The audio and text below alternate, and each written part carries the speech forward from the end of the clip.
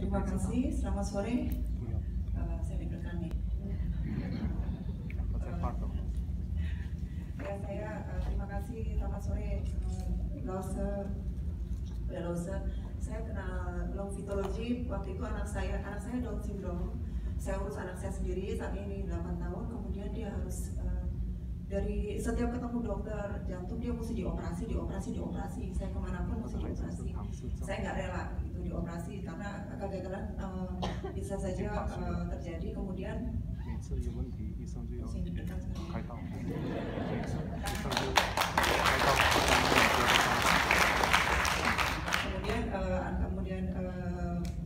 ada ABC datang ke sekolah kami demonstrasi. Saya minta sama suster kepala sekolah untuk saya bisa diikutkan pelatihan ini, kemudian saya diizinkan dan saya mengikuti. Begitu saya mengikuti, hal yang terjadi pada saya menderita mah sangat kronis. Jadi kalau udah sakit tuh rasanya seperti sakit jantung. Kemudian saya terapi terus.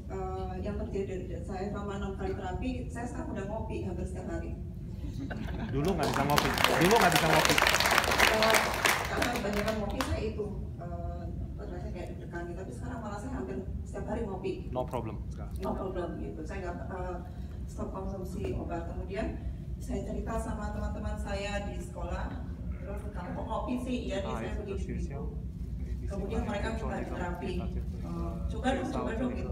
Dari migren nggak bisa duduk lebih dari 15 menit, masuk angin segala macam. Jadi saya kayak buka prakteknya pada saya sekolah, udah pada ini ngantri teman-teman saya. Kemudian saya terapi, ada yang sambil ngomong, pokoknya aku nggak bisa 15 menit duduk ya katanya gitu. Baru saya pegang itu, dia ini, gue bisa gitu. Akhirnya berkembang pembicaraan. Kemudian sampai anak saya sekolah, saya bisa sampai rumah ditelepon sama teman. Anaknya si ini sakit di rumah sakit. Jadi saya seperti apa ya? Seperti kayak pelayanan. Jadi saya besoknya saya ke sekolah, drop anak saya dengan izin suster kepala sekolah, saya datangin ke rumah sakit ke tempat yang sakit itu. Jadi begitu belum jam besok, pokoknya yang penting saya mesti masuk karena saya harus terapi mereka. Puji Tuhan semuanya. Puji Tuhan akhirnya mereka bisa cepat mengalami improvement terhadap penyakit mereka. Kemudian ada juga yang mau dirawat. Rata-rata itu pasien banyak demam berdarah. Saya datangi rumah mereka, saya terapi sekali 2 kali, mereka mengalami perbaikan, jadi nggak perlu dirawat. Jadi terus berlanjut seperti itu. Akhirnya di sekolah kami juga melakukan terapi kepada murid-murid di sekolah luar biasa, dan itu sangat berguna sekali ilmu itu bagi anak-anak di situ, termasuk anak saya. Dia suka ngikutin karena dia punya nari sama nonton. Saya suka kasih order yang ringan-ringan. Kalau mama ambilkan itu, yang ini, yang itu. Jadi saya suruh di rumah. Dan puji Tuhan dia sudah mengalami perbaikan. Dia bisa perintahnya sudah ambil galon, ambil itu. Memang kalau mengajar anak seperti anak saya harus hitam-hitam, putih-putih. Jadi saya kasih tanggung jawab dan dia puji Tuhan sudah bisa mengikuti instruksi saya satu persatu. Memang saya nggak bisa buat dia seperti yang lainnya mungkin normal atau apa, tapi setidaknya dia ada perbaikan dengan fitologi. Saya sangat berterima kasih. Semoga ilmu ini terus menjadi berkat bagi sesama. Terima kasih.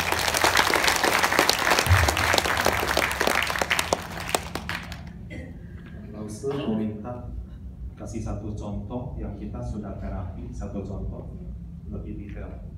Kasusnya tuh anak di sekolah, lalu tadinya sakit seperti apa, setelah diterapi berapa lama atau berapa kali, lalu hasilnya seperti apa, kemajuannya seperti apa. Boleh kasih satu contoh? Satu contoh, kalau yang anak-anak sih banyak contohnya ya.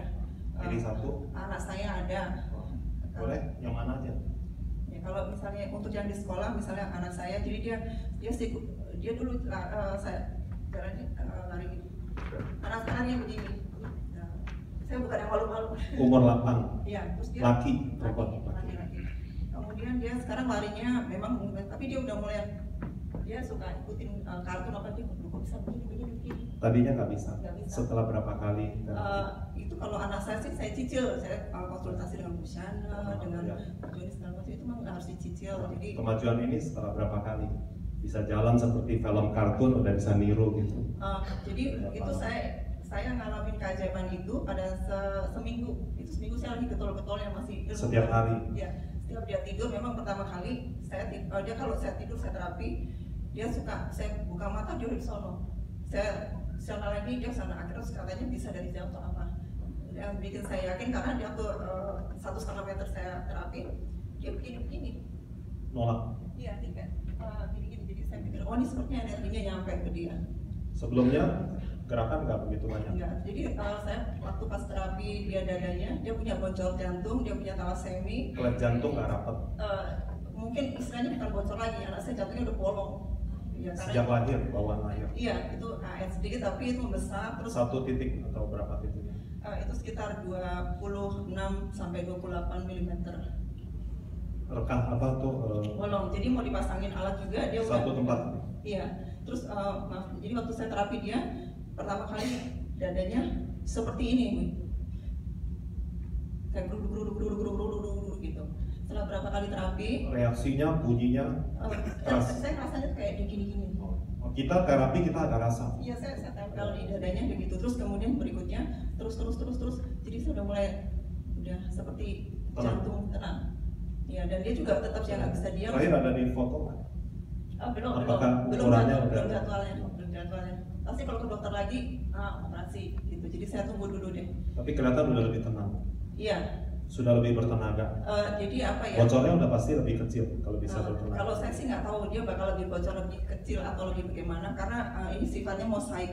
Setiap anak kan unik. Setiap anak dengan kita terapi, kita nggak tahu perkembangan dia bagaimana. Tapi dengan terapi kita nggak tahu. Tapi intinya saya lihat lebih baik.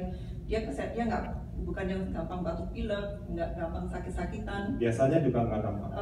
Biasanya lemah. Ya, dia dikit-dikit kan suka terserang begitu, tapi dia udah mengalami kayak kuat, terus dia secara pemahaman mengalami peningkatan gitu. Itu saya bilang dia nggak bisa mungkin seperti yang normal lainnya, tapi ada kemajuan. Ada kemajuan pasti. Dia punya perhatian, konsentrasinya lebih bagus. Iya. Gerakannya juga udah lebih. Ya, lebih teratur. Iya. Aku sambil terjemahin ya. 这位师姐，她的儿子现在已经8岁了，出生是那个唐氏症 Down syndrome，born Down syndrome，本来是走路的时候就刚刚他给我们示范，走得很不规范，那么后来经过他自己有学，他是在儿子是在这一个很特殊的一个启智学校。 在学校里面，因为我们的师姐ABC 师姐来到学校做一个示范嘛，介绍这个长寿学的一个课门，所以他就先把儿子先做。当时他自己也有胃痛，胃痛一复发起来，他就会受到这个胸部好像心脏病一样很不舒服，所以儿子也做调整做治疗，母亲也做调整。 经过好像5、6次的调整，他本来是喝咖啡就很受不了，现在天天可以欣赏咖啡，可以喝咖啡没有问题。